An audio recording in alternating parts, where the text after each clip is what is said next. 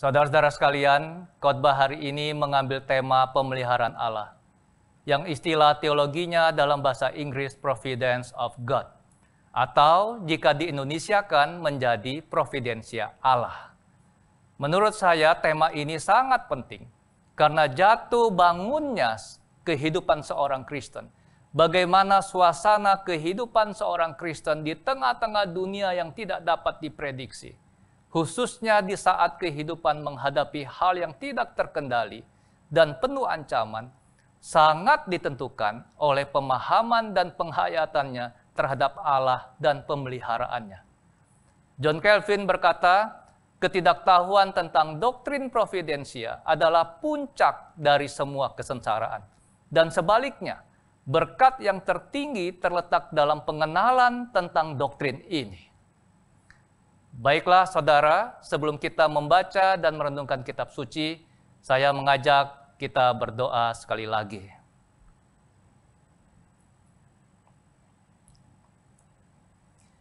Bapa kami yang bertahta di tempat yang maha mulia, Allah yang maha kudus, kami menghampiri hadirat-Mu seraya mempersembahkan syukur untuk setiap rahmat dan belas kasihan-Mu bagi kami.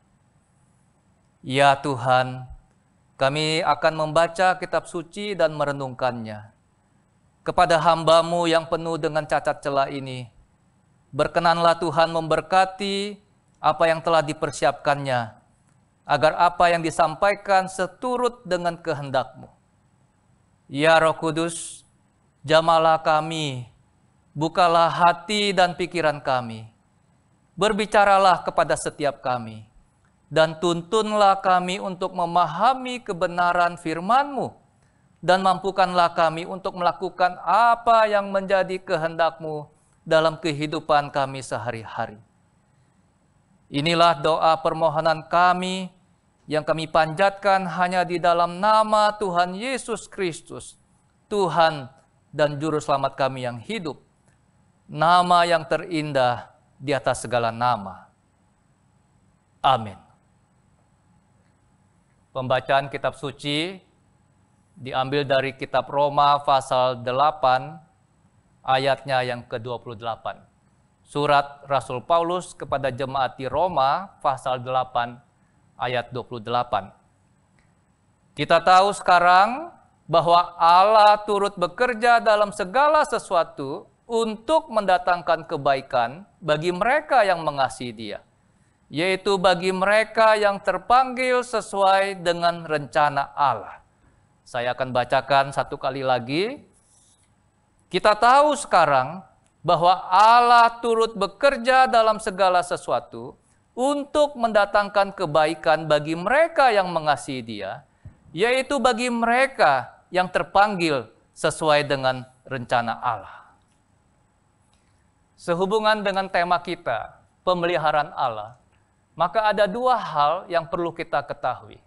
Yang pertama, di Alkitab kita tidak ada satu kali pun muncul istilah atau kata providensia. Sama seperti tidak ada kata Tritunggal atau kata Trinitas, atau dalam bahasa Inggrisnya Trinity, tetapi ketika kita membaca dengan teliti pernyataan-pernyataan yang diinspirasikan oleh Roh Kudus, mulai dari kitab Kejadian sampai kitab Wahyu, kita tidak harus sampai pada kesimpulan bahwa Allah yang dinyatakan di dalam Alkitab adalah Allah yang Tritunggal. Saya ingin beri contoh dari kehidupan kita sehari-hari tentang penjelasan saya tadi. Misalkan suatu hari saya menerima pesan WA dari seorang teman yang menginformasikan keadaan seorang teman kami yang lain bernama Herman. Pesan WA itu isinya demikian. Herman sudah 2 hari tidak masuk kerja. Dia demam. Suhu tubuhnya 38,5 derajat Celcius. Dan hari ini dia ke rumah sakit untuk periksa darah di lab. Dokter memberi dia sejumlah obat dan minta dia untuk beristirahat. Saudara perhatikan, di dalam pesan WA yang saya terima tersebut, tidak ada kata sakit satu kali pun. Tetapi ketika saya membaca pesan WA tersebut, dengan penuh tanggung jawab, saya dapat menyimpulkan bahwa teman saya yang bernama Herman saat ini sedang sakit. Demikian pula dengan istilah providensia Allah. Jikalau kita membaca Alkitab dengan teliti, peristiwa demi peristiwa, maka kita tidak bisa tidak akan bertemu dengan jejak-jejak Allah yang sangat banyak, yang senantiasa hadir di dalam kehidupan umat manusia, yang senantiasa memelihara ciptaannya. Sebagai contoh, di dalam kitab Ester, satu kali pun tidak disebutkan kata Tuhan atau kata Allah. Tetapi kitab Ester justru dengan sangat gamblang memperlihatkan bagaimana tangan Tuhan yang bertindak melindungi umat pilihannya dari rencana pemusnahan oleh Haman. Hal yang kedua, sering ada pertanyaan, apakah kedaulatan Allah sama dengan providensia Allah? Maka jawabnya tidak sama. Pada waktu kita berbicara tentang kedaulatan Allah, kita sesungguhnya sedang berbicara tentang hak yang dimiliki Allah, tentang kuasa atau kekuatan yang dimiliki Allah untuk memutuskan segala sesuatu dan tidak ada yang dapat mencegah atau menghentikannya. Indonesia disebut sebagai negara berdaulat, artinya Indonesia mempunyai hak atau kuasa untuk mengatur dirinya sendiri tanpa diintervensi oleh negara manapun juga. Salah satu ayat yang berbicara tentang kedaulatan Allah, misalnya Ayub 42 ayat 2. Aku tahu bahwa engkau, yaitu Allah, sanggup melakukan segala sesuatu dan tidak ada rencanamu yang gagal. Pada waktu kita berbicara tentang pemeliharaan Allah, maka kita sedang berbicara tentang kedaulatan Allah yang tadi telah saya jelaskan, tetapi juga disertai unsur-unsur lain dalam diri Allah. Jadi bukan hanya tentang hak dan kuasa yang dimiliki Allah, tetapi ada unsur-unsur lain dalam diri Allah. Misalnya, hikmat Allah yang maha bijaksana, kebenaran Allah, keadilan Allah, rahmat dan kemurahan Allah. Jadi, pemeliharaan Allah adalah kedaulatan Allah yang dijalankan dengan maha bijaksana, dengan maha benar, dengan maha adil, oleh karena rahmatnya, dan terarah pada tujuan akhir penciptaan, yaitu langit dan bumi yang baru. Saudara-saudara sekalian, Katekismus Heidelberg menjelaskan dengan sangat indah apa itu pemeliharaan Allah. Orang Kristen banyak yang pernah dengar istilah katekisasi. Secara sederhana ingin saya katakan, katekisasi adalah pelajaran agama. Dan bahan pelajarannya disebut katekismus. Jadi katekismus adalah buku pelajaran agama. Dan ciri katekismus disusun dalam bentuk pertanyaan, jawaban, pertanyaan, jawaban. Dan diberi nomor. Nomor 1, pertanyaannya apa, jawabannya apa. Nomor 2, pertanyaannya apa, jawabannya apa. Sekarang kita ingin melihat apa penjelasan Katekismus Heidelberg tentang pemeliharaan Allah. Pada nomor 27, pertanyaannya seperti ini. Apa itu pemeliharaan Allah? Atau dalam bahasa Inggrisnya, Providence of God, menurut saudara. Dan jawabnya demikian.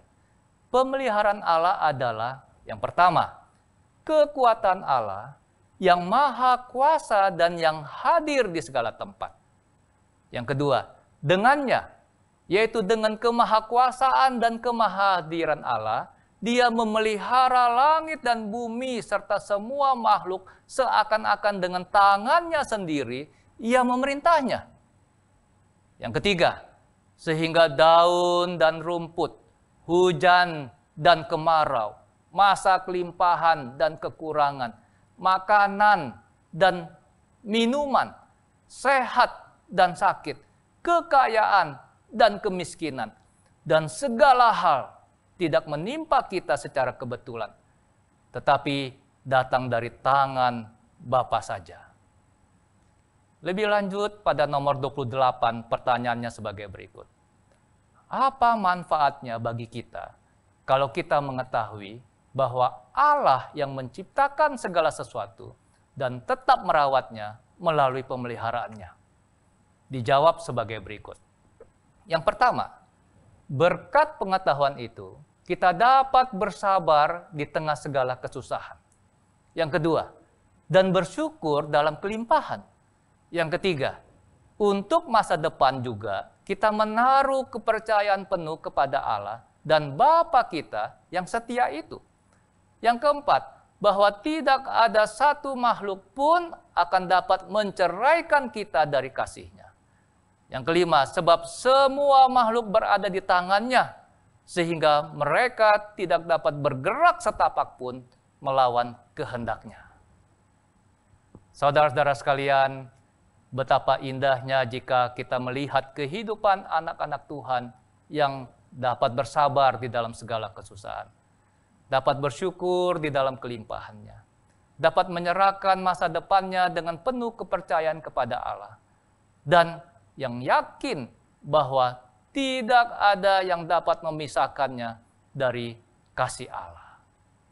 Hidup anak-anak Tuhan yang seperti ini tentulah hidup yang penuh dengan rasa tentram dan damai sejahtera. Hidup yang akan menjadi kesaksian yang memuliakan Tuhan.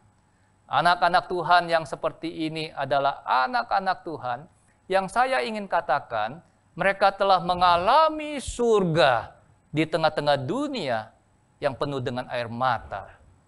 Mereka adalah orang-orang yang mengerti, menghayati, dan mengalami kehadiran, kuasa, dan kemurahan Allah di dalam segala keadaan kehidupan mereka sehari-hari. Sampai di sini, saya ingin merangkum penjelasan tadi dalam beberapa butir. Yang pertama, mengimani Allah yang Maha Kuasa, Maha Kasih, berdaulat mutlak, setia memelihara dan mengatur segala sesuatu dalam alam semesta, dalam hidup umatnya dan sejarah, akan memberikan kesukaan dan kekuatan yang tak pernah habis bagi orang beriman. Yang kedua, providensia Allah adalah jawaban Allah atas pergumulan manusia tentang kenyataan hidup yang keras dan gelap di dalam dunia ini. Suatu jawab yang tidak mudah untuk dipahami. Tidak juga dimaksudkan untuk memudahkan kita hidup. Sebaliknya doktrin ini menuntun kita untuk beriman, menempatkan diri di pihak Allah, menolak bahwa alam semesta, hidup, sejarah, tergantung pada kekuatan alam, kekuatan nasib, atau kuat kuasa lain, termasuk kejahatan, yang sering dianggap bersifat otonom dan absolut. Yang ketiga, doktrin providensia Allah dimaksudkan untuk menghibur orang beriman menghadapi kenyataan hidup yang berat dan jahat dalam dunia ini. Penghiburan ilahi ini bukan suatu ajaran yang menindak-bobokkan saudara dan saya, atau membuat saudara dan saya bersembunyi dari kenyataan hidup yang harus dihadapi, melainkan memberanikan kita untuk tetap beriman bahwa Allah lah Tuhan yang mengendalikan segala sesuatu, meski kenyataan yang kita hadapi kerap kali seolah-olah tidak demikian. Providensia Allah adalah doktrin yang menuntun saudara dan saya, orang-orang yang beriman, untuk hidup karena iman, bukan karena melihat. Roma 1 ayat 17, sebab di dalamnya nyata kebenaran Allah yang bertolak dari iman dan memimpin kepada iman. Seperti ada tertulis, orang benar akan hidup oleh iman. Yang keempat, providensia Allah adalah kelanjutan dari penciptaan dan menegaskan bahwa Allah tetap aktif, operatif, partisipatif, mengendalikan segenap ciptaannya. Providensia Allah adalah akibat logis dari penciptaan dan adalah tindakan Allah yang menghubungkan penciptaan dengan eskaton, sasaran akhir, yaitu ciptaan baru, langit dan bumi yang baru. Ini berbeda dengan paham deisme yang percaya bahwa Allah itu ada, percaya bahwa Allah menciptakan segala sesuatu, tetapi setelah Allah menciptakan segala sesuatu, Allah tidak lagi terlibat sama sekali dalam urusan-urusan yang menyangkut ciptaannya. Dalam paham deisme, Allah digambarkan sebagai sosok pembuat jam, lalu memasang baterainya dan membiarkan jam itu berjalan sendiri sampai daya baterai itu habis dan jam itu berhenti. Dan itulah kesudahan zaman. Kita menolak paham deisme. Iman Kristen mengakui bahwa Allah yang menciptakan segala sesuatu adalah Allah yang tetap aktif, operatif, partisipatif, mengendalikan dan memelihara segenap ciptaannya. Roma 8 ayat 28. Kita tahu sekarang bahwa Allah turut bekerja dalam segala sesuatu untuk mendatangkan kebaikan bagi mereka yang mengasihi Dia, yaitu bagi mereka yang terpanggil sesuai dengan rencana Allah. Apa artinya dalam segala sesuatu? Artinya, baik ketika kita dalam kelimpahan maupun kekurangan, dalam keadaan sehat maupun sakit, ketika hidup kita lancar maupun ketika banyak hambatan dan masalah yang kita temui. Allah turut bekerja bukan berarti Allah hanya sebagai asisten. Allah bukan sebagai kopilot, tetapi justru Allah yang memegang kendali penuh. Allah lah yang tetap aktif, operatif, dan partisipatif di dalam kehidupan kita, di dalam sejarah umat manusia ini. Apa yang Tuhan Yesus ajarkan tentang kendali dan pemeliharaan Allah dalam kehidupan orang percaya? Di dalam Lukas pasal 12 ayat 7, Tuhan Yesus dengan tegas sekali berkata, bahkan rambut kepalamu pun terhitung semuanya. Karena itu jangan takut, karena kamu lebih berharga daripada banyak burung pipit. Burung pipit adalah burung yang nilainya, harganya murah sekali. Kita lebih berharga daripada burung pipit. Lukas pasal 21 ayat 18, Tuhan Yesus dengan penuh otoritas berkata, tetapi tidak sehelai pun dari rambut kepalamu akan hilang jika Tuhan tidak mengizinkannya. Saudara-saudara sekalian, tidak ada hal yang terlalu kecil yang luput dari perhatian Allah. Tidak ada juga hal yang terlalu besar di luar kendali Allah. Segala sesuatu dikendalikannya demi kebaikan orang-orang yang mengasihinya, yaitu saudara dan saya yang terpanggil sesuai dengan rencananya. Keterlibatannya yang penuh dan kasih, berdaulat, sempurna ini, berlanjut pada jalannya sejarah umat Allah dan dunia ini, sampai terciptanya langit dan bumi yang baru. Itulah harapan kita. Kiranya Tuhan menolong kita semua terus bertumbuh dalam pengenalan kita akan Allah di dalam Yesus Kristus yang terus memelihara kita semua. Dialah gembala agung kita, gembala yang baik, yang telah menyerahkan nyawanya untuk saudara dan saya. Tuhan menolong kita semua untuk semakin mengerti, menghayati, dan dapat mengalami kehadiran dan kuasa Allah di dalam segala keadaan kehidupan kita sehari-hari. Baik dikala sehat maupun sakit, dikala kaya maupun miskin. Amin.